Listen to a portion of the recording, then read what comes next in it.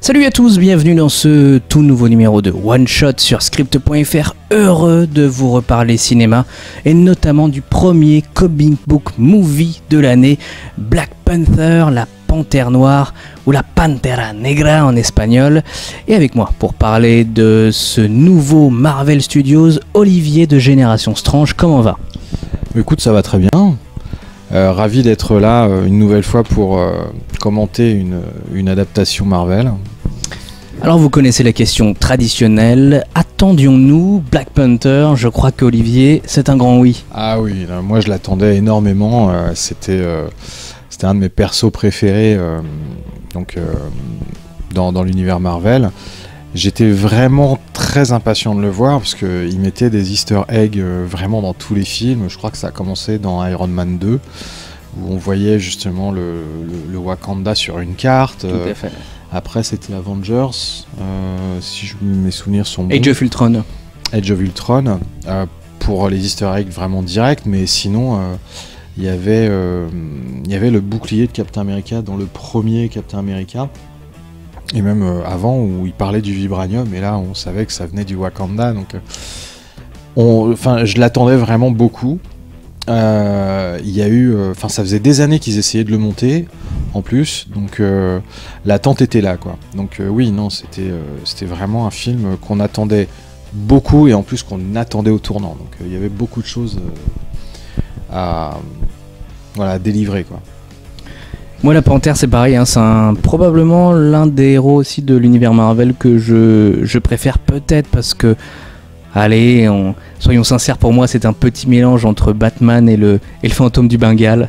Donc, deux héros que j'aime beaucoup, mais c'est surtout un personnage qui a eu de très bons arcs, de très très bons épisodes. Des fois, ça se joue à juste un petit arc de 3-4 épisodes, mais voilà, moi j'en garde vraiment de très bons souvenirs.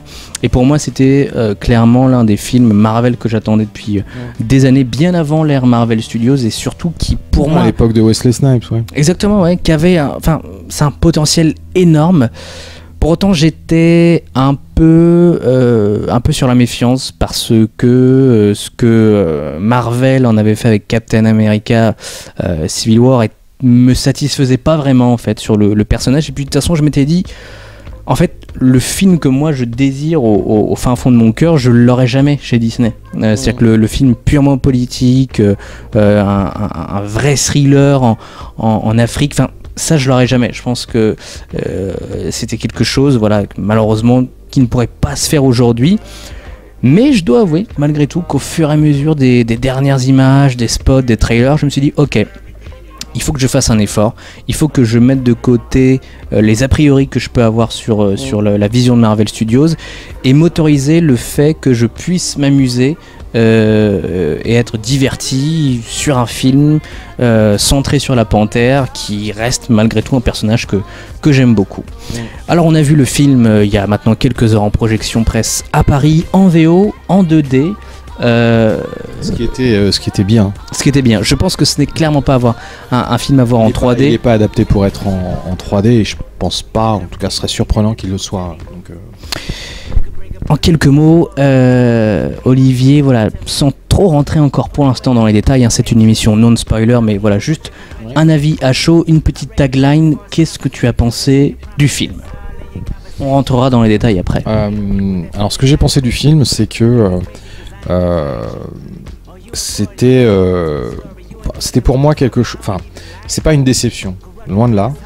Je pense que Ryan Coogler, le réalisateur, qui est aussi au scénario, a bien pensé son bébé. Il a bien cerné le personnage, en tout cas au début. Et du coup, on découvre véritablement le Wakanda, chose que tout le monde attendait depuis des années. Et là, ce qu'on voit dans les trailers, c'est un tout petit aperçu de ce qu'on voit et c'est vraiment génial. C'est très coloré. Ils se sont vraiment inspirés des costumes africains. En tout cas, au niveau de la direction artistique, c'est vraiment top. Après, au niveau de l'intrigue, j'ai trouvé ça assez rapide, c'était limite secondaire, mais ça reste quand même voilà, un très bon divertissement. Je pense qu'il va vraiment, enfin en tout cas voilà, il va vraiment marquer les esprits, parce que là déjà c'est pas un super-héros américain. Je crois que c'est la première fois dans cet univers-là où le héros n'est pas américain vraiment, parce que même les Gardiens de la Galaxie, le héros, enfin Star-Lord, il est américain à la base. Donc ça marque vraiment un tournant. Et en plus de ça, ils ont vraiment mis en avant la culture africaine, que ce soit dans les noms, que ce soit dans les coutumes, parce que c'est quand même une société qui est montée qui est construite sur une culture tribale, et ils l'ont très bien représenté. Et ça, j'ai trouvé ça vraiment génial pour le coup. Donc voilà, en définitive, vraiment très bon film. Il y a des choses qui sont perfectibles, notamment dans le fin du deuxième, troisième acte. Mais voilà, ça reste quand même gérable. Alors t'es déçu ou c'est un très bon film? Parce que c'est pas la même. C'est un peu comme toi, c'est-à-dire que c'est pas le film que j'avais en tête, donc voilà. Et en même temps, je me dis qu'ils ont quand même respecté le personnage. Donc il y a un respect du personnage qui fait que on s'y retrouve en tant que lecteur de la série. En revanche, c'est vrai que au niveau de l'action, de l'intrigue, j'ai trouvé ça peut-être un peu trop simple, pas assez politisé, pas assez thriller d'espionnage. Je m'attendais à un peu plus, voilà. C'est ça, moi, qui m'a manqué. Alors moi j'ai été très agréablement étonné, je dirais, sur la première heure. C'est un film qui dure 2h15. Je trouve que c'est un peu long. Je l'ai pas vu passer, moi. Ah ouais, moi à un moment donné j'ai trouvé ça un peu long. Je dois avouer que la première heure, je me suis vraiment étonné en me disant ok, il y a un énorme effort de la part de Marvel Studios sur en fait toute la partie cinématographique qui parfois avait été mise de côté sur les autres films. C'est-à-dire que comme tu le dis très bien, la direction artistique elle est top, quoi. Des super beaux costumes, des beaux décors, un casting, on l'évoquera un peu plus tard, mais qui pour moi déjà avait un énorme potentiel, mais le casting est parfait. Je trouvais que le scénario était intelligent. Alors c'est inspiré de plein de petites choses, mais on se dit ok, malgré tout ils essayent d'amener autre chose dans la dynamique, et véritablement ils veulent pas tomber dans l'écueil du blockbuster classique ou de l'origin story classique. C'est un peu une vraie prise de risque pour eux, mais contrôlée, c'est-à-dire mais moi je mettrais ça dans le même on va dire dans le même sac que les Gardiens, quoi. Voilà, en tout cas pour moi effectivement au début, cette partie-là, en tout cas. Au début c'est ce que je me disais. Et après en fait, je dirais dans la dernière très grosse demi-heure, et ben en fait je me rends compte que ils ont pas appris de leur leçon, quoi, et qu'ils arrivent quand même à saloper du bon boulot. C'est-à-dire qu'on retombe dans les clichés les plus abstraits des blockbusters, avec des scènes d'action qui n'en finissent pas, qui n'ont aucun sens, des vaisseaux spatiaux qui arrivent, on dirait à moitié du Star Wars, on comprend plus, on se dit mais attendez, pendant 1 heure vous faites des efforts immenses, même s'il y a certaines choses à revoir, on se dit ok, il y a un véritable tournant pour Marvel, très clairement, et en fait non, en fait il n'y en a pas. C'est-à-dire que on essaye de séduire les gens qui peut-être étaient un peu je dirais fatigués de voir les films de Marvel Studios avec la même sauce, mais en fait au final vous arrosez tous ceux qui veulent voir du blockbuster où ça explose de partout. Et les codes les plus cons du blockbuster, à savoir une avalanche d'effets spéciaux à la fin, alors que le film a de très belles scènes dans des décors. Les combats sont plutôt sympas aussi, d'ailleurs. Dans des décors totalement naturels et tout. Et tout ça est saccagé, je dirais, par une avalanche de scènes, de dialogues, de visuels qui n'ont aucun sens, alors que derrière il y a un putain de boulot, quoi. Et en fait au final ça m'énerve presque, parce que franchement ils sont à 2 doigts de proposer vraiment un super film, plus qu'un blockbuster, mais vraiment un super film, vraiment dans les hauts rangs des films, dans les hauts rangs des films Marvel. Mais en fait, non. Enfin, je trouve que la dernière demi-heure, je sais bah merde, en fait, c'est dommage. J'aurais dû me barrer de la salle et garder en fait l'image que j'ai eue du film. Si c'est juste la dernière demi-heure, ça va encore. Bah non, mais je veux dire les les 45 minutes, c'est-à-dire qu'en fait, comme quand tu passes la première heure, tu dis bon, je pense que ça va. Il y a le potentiel pour une fin intelligente et tout, parce que il y a un aspect un peu politique dans le film, même s'ils auraient pu aller beaucoup plus loin, et même si encore une fois, c'est pas ce que je souhaitais. Mais voilà, ils offraient quelque chose, un produit intéressant. Mais je trouve que au final, en fait, beaucoup de choses sont cassées à cause de cette fin, on va dire de ce troisième acte, de cette seconde partie de film, si vous voulez, quoi. Moi, j'aurais peut-être pas la même lecture. Je dirais qu'ils sont pas allés assez loin. Ils ont pas eu les couilles en fait, quoi. À un moment donné. Non, mais si, c'est clair. Ouais, ils ont pas eu les couilles d'aller plus loin. Ils sont pas allés assez loin, peut-être au niveau du deuxième, troisième acte, mais pour autant, ça reste regardable. Attention. Non, mais je dis pas le contraire. Non, mais c'est pareil. Tout à l'heure, tu parlais des vaisseaux. Déjà, bon, c'est vrai qu'il y a énormément de vaisseaux, ça s'explique, mais c'est quand même aussi le pays le plus avancé au monde. Oui, non, mais avancé, mais je crois que les autres pays à côté, ils sont à la préhistoire, quoi. Non, mais le problème, c'est que au niveau technologie, j'entends. Si tu veux, ça fait avancer parce que tu vois des vaisseaux. Des vaisseaux avec une haute technologie dans des petits villages africains, mais très honnêtement, ces vaisseaux-là, on les a déjà vus dans les Gardiens. On pourrait très bien se dire c'est des vaisseaux qui ont le shield ou autre. Enfin, moi, je pense sans vous spoiler, un vaisseau que un personnage dirige à la fin, qui fait jeu vidéo au pas possible. C'est-à-dire qu'en fait, je vais être très clair avec vous. La dernière demi-heure est vraiment pour moi a été gâchée par des effets spéciaux qui sont absolument honteux en 2018. Il y a un combat entre Black Panther et Killmonger.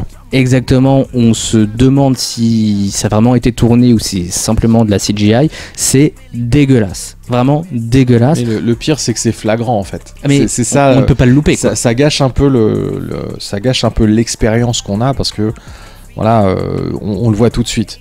Maintenant. Si on prend l'ensemble du film, moi je dirais que l'expérience est quand même plutôt positive. En plus, là, on n'a pas encore eu l'occasion d'en parler, mais c'est vrai que le casting, en tout cas le casting est vraiment bon. On a quand même Michael B. Jordan qui joue Killmonger, donc Chadwick Boseman qui a vraiment, qui s'est vraiment approprié le rôle. Et dans les seconds rôles, on a donc l'interprète de celle qui joue dans Walking Dead là, Michonne, qui joue dedans, qui joue Okoye, qui est une Dora Milaje qui fait tout pour protéger son royaume, parfois même au détriment de sa propre personne, ce qui est quand même assez fort. Et on voit qu'il y a différents courants de pensée, en tout cas différents courants politiques dans ce film, et c'est ça qui est aussi hyper intéressant, et j'aurais aimé qu'ils aillent un peu plus loin dans cette dynamique là. Maintenant, pour en revenir au film, pour moi c'est vrai que Michael B. Jordan vole les scènes parfois. Je trouve qu'il est vraiment hyper bon, hyper charismatique. Mais c'est marrant parce qu'on en parlait tout à l'heure dans la voiture, mais c'est un film qui s'appelle Black Panther, mais il y a des moments où la panthère, moi je pense surtout à la fin, à la dernière demi-heure du film, la panthère elle est quasiment mise de côté. Alors c'est vrai que c'est là où... dû l'appeler Wakanda en fait, c'est ça le truc. Franchement, mais c'est là où ça revient vers les codes classiques du blockbuster. C'est-à-dire que depuis Avengers, à chaque fin de film Marvel, il faut forcément qu'il y ait une équipe qui se construise avec plusieurs points de vue pour combattre un ennemi. Dans Iron Man, c'était Iron Man, War Machine et toutes les armures. Dans Doctor Strange, il a son acolyte. Dans Captain America, Winter Soldier, c'est Captain America plus le Faucon plus Black Widow, etc., etc. Et là, ils se sentent obligés de faire la même chose en fait. Même avec des personnages comme celui de Martin Freeman qui est franchement complètement ridicule, quoi. Il ne sert à rien. Alors, il ne sert à rien. Sûrement, sauf que il apparaît dans la BD. Everett Ross, c'est normalement un conseiller diplomatique qui est rattaché, dans la BD, hein, qui est rattaché justement à la Panthère Noire et qui sert de liaison entre le gouvernement américain et le Wakanda. On s'en fout de lui dans l'intrigue du film à la fin. Là, en l'occurrence, on sentait quand même le truc venir, puisque dans Civil War, Everett Ross, donc Martin Freeman, était quand même bien présent dans le film. Il était bien amené en plus. Les frères Russo avaient fait un super boulot à ce niveau-là. Et voilà, quand on connaissait la BD, on se disait mais forcément il sera là, quoi. Là où il peut être là, voilà. Moi je trouve qu'il est bien amené dans le film, mais il est pas bien utilisé. Encore une fois, dans la dernière heure, il fait plus faire valoir. C'est un mec qui va juste vous apporter des effets spéciaux, des vaisseaux spatiaux, des explosions qui sont. Mais vraiment, mais c'est pas possible d'avoir ça dans un film comme ça, quoi. Et voilà, encore une fois, juste pour revenir sur ce principe de dynamique, encore une fois, au début du film, on se dit le film change vraiment des dynamiques Marvel, mais à la fin, on se dit en fait, c'est un Marvel, c'est encore un Marvel classique.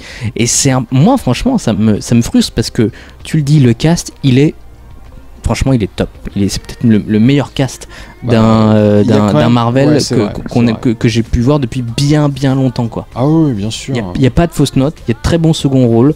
Forest Whitaker, toujours excellent. C'est vraiment un acteur que j'aime de plus en plus. Il y a aussi la personne qui joue la mère de. L'actrice qui joue la mère de T'Challa. Super touchante. Je sais plus comment elle s'appelle. C'est une actrice que tout le monde connaît. Ils sont tous. Je veux dire, il n'y a aucune fausse note. J'ai bien aimé Shuri et la relation qu'elle a avec T'Challa. Vraiment, tous.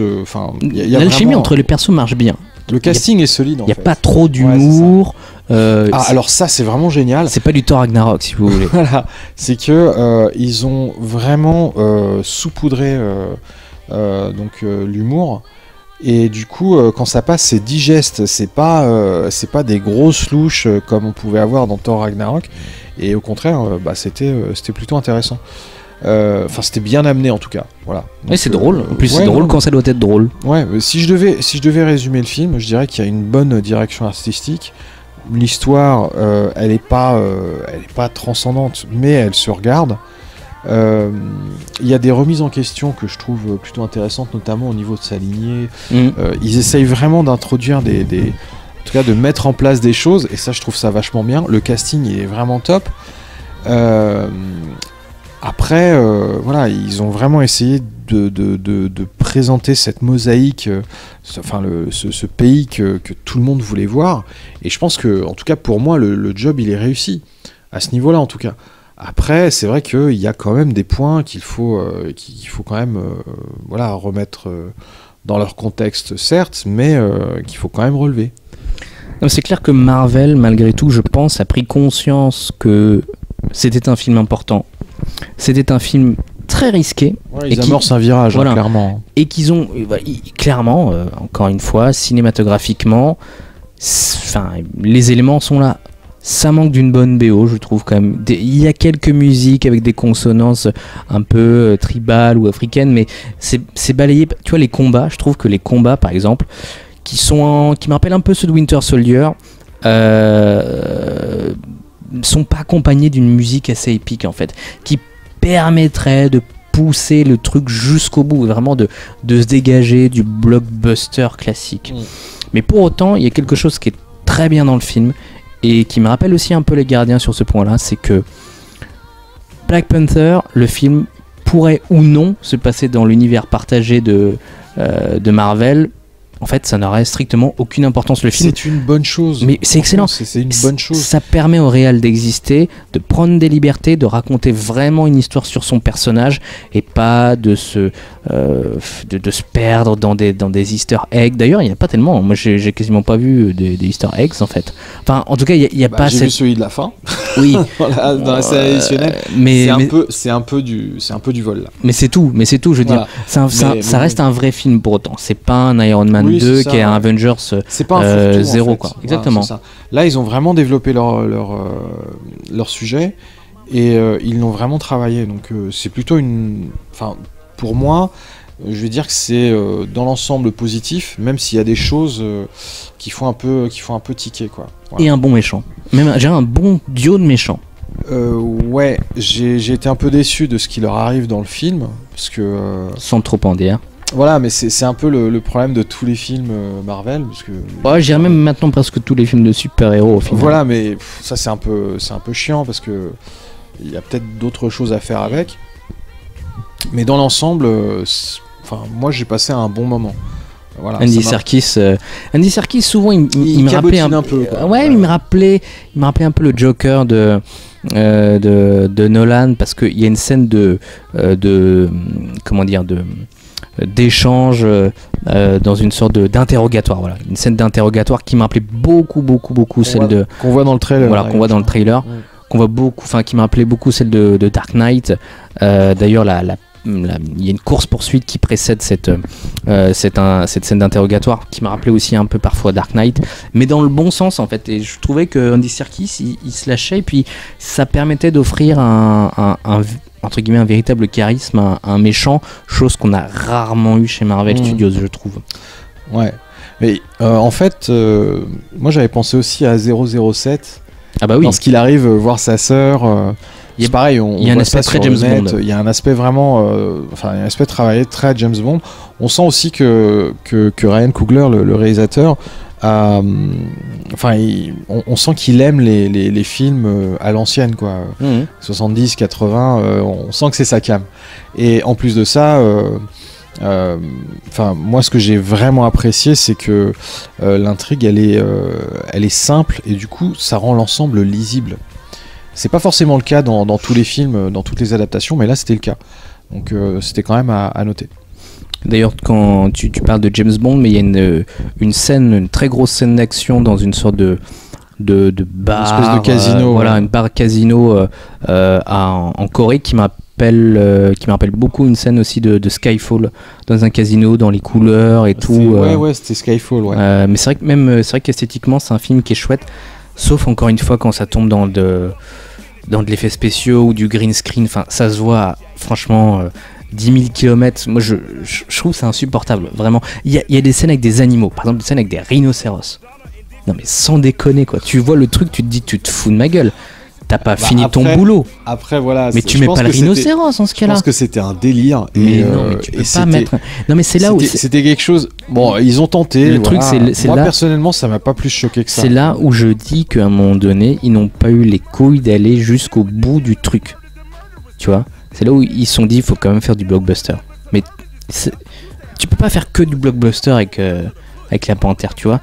T'as quand même aussi une responsabilité de devoir proposer autre chose, quoi. C'est justement sa nature hybride qui fait que de toute façon tout le monde ne sera pas satisfait avec ce film. Enfin moi voilà, c'est ce que je me dis. Il y a à boire et à manger pour tout le monde, mais il y en a qui ne seront pas repus avec ce film. C'est ça le truc en fait. Donc moi, pour vraiment résumer, pour moi, voilà, ce serait un nouvel univers que l'on découvre, qui est très coloré, qui met en avant la culture africaine, et c'est un bon point, et c'est vraiment une bonne chose. Je pense que ce film va être très marquant, notamment aux États-Unis. Il va marquer un tournant parce que la communauté afro-américaine va se l'approprier. Je pense qu'il va faire d'énormes scores, parce que au niveau des préventes, je crois qu'ils sont à plus de 150 millions de dollars. Mais il faut dire qu'il n'y a rien, il n'y a rien en face, il n'y a rien depuis des semaines et des semaines. Rien que pour le premier week-end déjà, mais c'est énorme. Enfin, ce film-là, vraiment, va marquer un tournant à ce niveau-là. Au niveau, ils disent qu'il va marquer pas mal de gens, surtout au niveau sociétal. Mais surtout, c'est la mise en avant de la culture africaine et la manière dont il se l'approprie qui est intéressante. Après, ça reste un blockbuster avec ses qualités et ses défauts, quoi. Voilà. Moi je dirais que voilà aussi, hein, ça reste un bon blockbuster que je vous conseille d'aller voir. Ça reste tout de même une petite frustration parce que il y a une tentative d'un véritable tournant pour Marvel et par Marvel, mais encore une fois ils vont pas jusqu'au bout, et à un moment donné, je sais pas pourquoi, c'était vraiment le moment, et pour moi ils ont loupé le coche, même s'il y a plein de bonnes choses dans le film. Les personnages féminins sont super, les combats avec les personnages féminins sont les femmes sont particulièrement mises en avant, et c'est une bonne chose. C'est une très bonne chose, je trouve. Surtout les Dora Milaje, que je trouve mais impressionnantes. Elles sont géniales. Elles volent la vedette, parfois même. Ouais, je trouve aussi, surtout dans le troisième acte où justement elle doit affronter Killmonger, je les trouve vraiment géniales. Mais voilà, je trouve que le film tombe dans des panneaux un peu trop convenus pour un 13e ou 14e ou 15e Marvel Studios.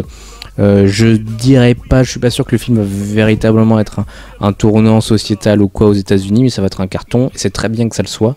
Ça permettra peut-être d'autres choses pour, je sais pas, d'autres projets. Enfin, ils vont tenter des choses. Il y a Captain Marvel qui arrive.